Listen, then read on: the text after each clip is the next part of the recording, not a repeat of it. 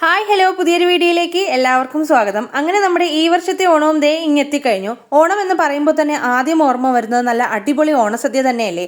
ഓണസദ്യ എനിക്കുൾപ്പെടെ പല വീട്ടമ്മമാർക്കും ഇഷ്ടമല്ല. കാരണം അടുക്കളയിലെ അന്നത്തെ തിക്കും തിരക്കും തന്നെയാണ്.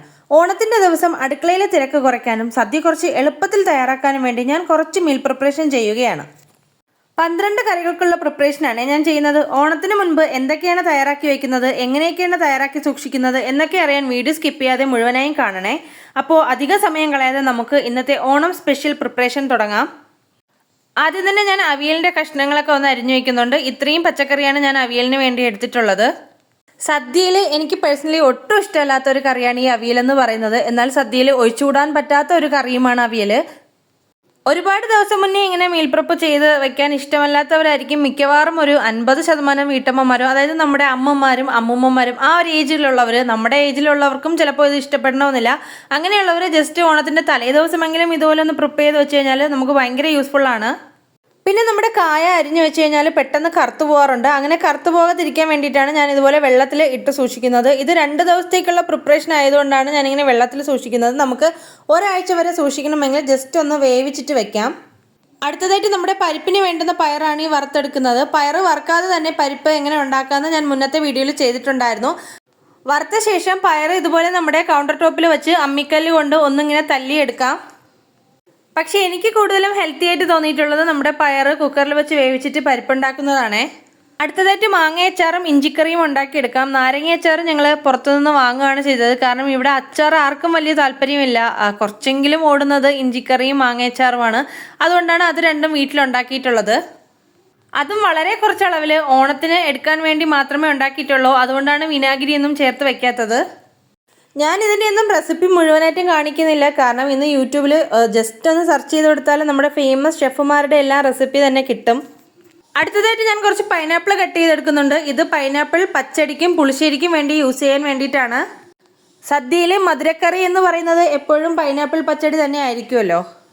പിന്നെ ദേ ഒരു ബീട്രൂട്ടിൻ്റെ പകുതിയും എടുക്കുന്നുണ്ട്. അത് ബീട്രൂട്ട് പച്ചടിക്ക് വേണ്ടിയിട്ടാണ്. ഞാൻ നല്ല കളറുള്ള ഊട്ടി ബീട്രൂട്ടാണ് എടുത്തിട്ടുള്ളത്. അപ്പോൾ നമ്മുടെ പച്ചടിക്ക് നല്ല കളർ കിട്ടും. കടയിൽ പച്ചക്കറി വാങ്ങാൻ പോകുമ്പോൾ ഊട്ടി ബീട്രൂട്ട് ചോദിച്ചാൽ മതി. നോർമൽ ബീട്രൂട്ടിനേക്കാളും 5-10 രൂപ കൂടുതലാണെങ്കിലും നല്ല കളർ ഉണ്ടാവും. അടുത്തത് സാമ്പാറിൻ്റെ കഷ്ണങ്ങളൊക്കെ നുറുക്കിയെടുക്കുവാണ്. ഞങ്ങൾ 3 പേരും സത്യം പറഞ്ഞാൽ സദ്യ പേഴ്സൺസ് അല്ല. ഞങ്ങൾക്ക് സദ്യ തീരെ ഇഷ്ടമല്ല. പല കല്യാണങ്ങൾക്ക് പോയാലും സദ്യ കഴിക്കാതെ മുങ്ങിപ്പോയി ബിരിയാണി മന്തിയൊക്കെ കഴിക്കാറാണ് പതിവ്. പക്ഷേ നമ്മുടെ ഓണത്തിന് സദ്യ എന്ന് പറയുന്നത് ഒരു പാർട്ടാണല്ലോ. അങ്ങനെ സാമ്പാറിൻ്റെ കഷ്ണങ്ങളൊക്കെ ഈ ഒരു വലുപ്പത്തിൽ കട്ട് ചെയ്തെടുത്തിട്ടുണ്ട്. ഇനി ഇതൊരു കണ്ടെയ്നറിലാക്കി ഫ്രിഡ്ജിലേക്ക് വെക്കാം. കഷ്ണങ്ങളൊക്കെ ഈ പാത്രത്തിൽ കൊള്ളാത്തത് കൊണ്ട് തന്നെ ഞാൻ വേറൊരു ബോക്സിലേക്ക് ആക്കി വെച്ചിട്ടുണ്ട്. അടുത്തതായി ഞാൻ ഇതേ കേബേജാണ് എടുത്തിട്ടുള്ളത്. ഈ ഒരു ഫുൾ കേബേജും ഞാൻ തോരന് വേണ്ടി എടുക്കുന്നുണ്ട്. അപ്പോൾ കേബേജ് തോരന് വേണ്ട കേബേജ് ഞാൻ വെള്ളം ചേർക്കാതെ എണ്ണ മാത്രം ഒഴിച്ച് നന്നായിട്ട് വരട്ടിയെടുത്ത് സൂക്ഷിക്കുന്നുണ്ട്. തോരൻ വയ്ക്കുന്നില്ല, കേബേജ് മാത്രം വരട്ടിയെടുക്കുന്നുണ്ട്. എനിക്കിന്നും ഓർക്കാൻ ഇഷ്ടം എൻ്റെ കുട്ടിക്കാലത്തെ ഓണം ഓർമ്മകൾ തന്നെയാണ്. കാരണം അന്നത്തെ ഒരു രസമൊന്നും എനിക്ക് ഇന്നത്തെ ഓണത്തിന് തോന്നാറില്ല. എനിക്ക് എത്രയും നല്ല ഓണം ഓർമ്മകൾ ഉണ്ടാകുന്നതിൻ്റെ പിന്നിൽ തീർച്ചയായിട്ടും എൻ്റെ അച്ഛനും അമ്മയും തന്നെയാണ്. അവരെടുത്ത ആ ഒരു എഫേർട്ട് തന്നെയാണ്. അവർ നല്ലൊരു ഓണം തന്നില്ലായിരുന്നെങ്കിൽ എനിക്ക് നല്ലൊരു ഓണം ഓർമ്മയും ഉണ്ടാവില്ലായിരുന്നു. അപ്പോൾ അതുപോലെ എൻ്റെ മോൾക്കും വലുതാകുമ്പോൾ അവൾക്ക് ഓർക്കാൻ പറ്റിയ നല്ല കുറച്ച് ഓർമ്മകൾ ഉണ്ടാവണം എന്നുള്ളത് കൊണ്ടാണ് ഞാൻ ഇതുപോലെ സദ്യയൊക്കെ പ്രിപ്പയർ ചെയ്യുന്നത്. സദ്യ മാത്രമല്ല, അത്തപ്പൂക്കളം ഇടാറുണ്ട്. ഇപ്രാവശ്യം ഞാൻ അവൾക്ക് ചേട്ടൻ ഊഞ്ഞാൽ കെട്ടിക്കൊടുക്കുന്നുണ്ട്. അങ്ങനെ ഓണപ്പന്ത് അങ്ങനെയൊക്കെ ചെയ്യുന്നുണ്ട്. പക്ഷേ എന്നാലും നമ്മുടെ കുട്ടിക്കാലത്തെ അത്രയും രസം എനിക്ക് ഇന്ന് തോന്നിയിട്ടേ ഇല്ല. കാരണം നമ്മുടെ കുട്ടിക്കാലത്തൊക്കെ ഇങ്ങനെ തോലുമാടനൊക്കെ വീട്ടിൽ വരുമായിരുന്നു. പിന്നെ ഓണപ്പൂക്കളം, പാട്ട് അങ്ങനെയൊക്കെ ഉണ്ടായിരുന്നു. ഇന്ന് അതൊന്നും എങ്ങും കാണാനില്ല. എൻ്റെ അഭിപ്രായത്തിൽ എല്ലാവരും ഇതുപോലെ ചെറിയ പ്രിപ്പറേഷൻസ് ചെയ്തു വെച്ച് കഴിഞ്ഞാൽ നമുക്കും ഓണം നല്ല രീതിയിൽ സന്തോഷത്തോടെ ആഘോഷിക്കാൻ പറ്റും. സദ്യ ഉണ്ടാക്കുന്നത് മാത്രമല്ല, വീട്ടമ്മമാരെ സംബന്ധിച്ച് ഓണം എന്ന് പറയുന്നത് വീട് ക്ലീൻ ചെയ്യണം, പിന്നെ നമുക്ക് പൂക്കളം ഇടണം, മക്കളുടെ കാര്യം നോക്കണം, ബാക്കി കാര്യങ്ങളൊക്കെ നോക്കണം. അപ്പോൾ അതിനിടയിൽ ഓണസദ്യ നമുക്ക് നല്ലൊരു തലവേദന തന്നെയാണ്. അടുത്തതായി ഞാൻ നമ്മുടെ ഓലനും വെള്ളരിക്ക കിച്ചടിക്കും വേണ്ടിയിട്ടുള്ള വെള്ളരിക്കയും നമ്മുടെ കുമ്പളങ്ങയും അരിഞ്ഞെടുത്തിട്ടുണ്ട്. ഈ ഒരു അളവിലാണ് അരിഞ്ഞെടുത്തിട്ടുള്ളത്. ഞാനിവിടെ 4 പേർക്കുള്ള സദ്യയുടെ അളവിലുള്ള പച്ചക്കറിയാണ് അരിഞ്ഞെടുക്കുന്നത്. അപ്പം ഇനി അടുത്തതാണ് അടുക്കളയിൽ എനിക്ക് ചെയ്യാൻ തീരെ ഇഷ്ടമല്ലാത്തൊരു കാര്യം, തേങ്ങ ചിരകിയെടുക്കൽ. അപ്പോൾ ഞാനിവിടെ 3 തേങ്ങയാണ് ഇത്രയും കറികൾക്ക് വേണ്ടി ചിരകിയെടുക്കുന്നത്. പിന്നെ പായസം ഞങ്ങൾ പാലട പായസമാണ് വയ്ക്കുന്നത്. അതാണ് ഇവിടെ എല്ലാവർക്കും ഇഷ്ടം. അതുകൊണ്ട് തന്നെ അതിന് തേങ്ങാപ്പാലിൻ്റെ ആവശ്യമില്ലാത്തതുകൊണ്ട് ഇത്ര തേങ്ങ മതിയാവും.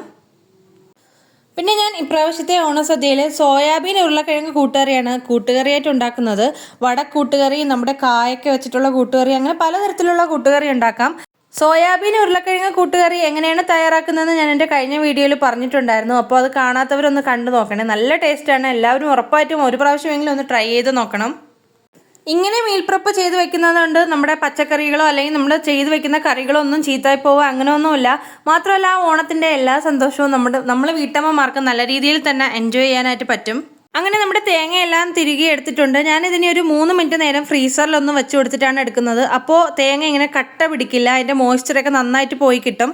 പിന്നെ ഇതേ നമ്മുടെ വേസ്റ്റ് എല്ലാം ഞാൻ ഇതുപോലെ ഒരു പാത്രത്തിൽ അരിഞ്ഞു വെക്കുകയാണ് ചെയ്തത്. അതുകൊണ്ട് തന്നെ കണ്ടില്ലേ, ഇത്രയും പ്രിപ്പറേഷൻസ് ചെയ്തിട്ടും എൻ്റെ കൗണ്ടർ ടോപ്പ് വലിയ രീതിയിലൊന്നും വൃത്തികേടായിട്ടില്ല. അല്ലാതെ നമ്മളിങ്ങനെ കൗണ്ടർ ടോപ്പിൽ വെച്ച് കട്ട് ചെയ്യുമ്പോഴാണ് അവിടെ എല്ലാം ആകെ കറയും പിടിച്ച് നമ്മുടെ മെസ്സായി കിടക്കും. പിന്നെ അത് തന്നെ നമുക്കൊരു ഭ്രാന്താണ് കാണുന്നത്. ഇതുപോലെ ചെയ്ത് കഴിഞ്ഞാൽ ഒരു രീതിയിലുള്ള അഴുക്കും അങ്ങനെ നമ്മുടെ കൗണ്ടർ ടോപ്പിൽ വരില്ല. അപ്പോൾ എൻ്റെ ഈ വർഷത്തെ ഓണം മീൽ പ്രിപ്പറേഷൻ ഇവിടെ കഴിഞ്ഞിട്ടുണ്ട്. നിങ്ങൾക്ക് എല്ലാവർക്കും ഈ ഒരു വീഡിയോ യൂസ്ഫുൾ ആയെന്ന് കരുതുന്നു. നിങ്ങൾക്ക് ഇഷ്ടപ്പെട്ടാൽ തീർച്ചയായിട്ടും സപ്പോർട്ട് ചെയ്യണം. അപ്പോൾ അടുത്ത വീഡിയോയിൽ കാണും വരെ ബൈ.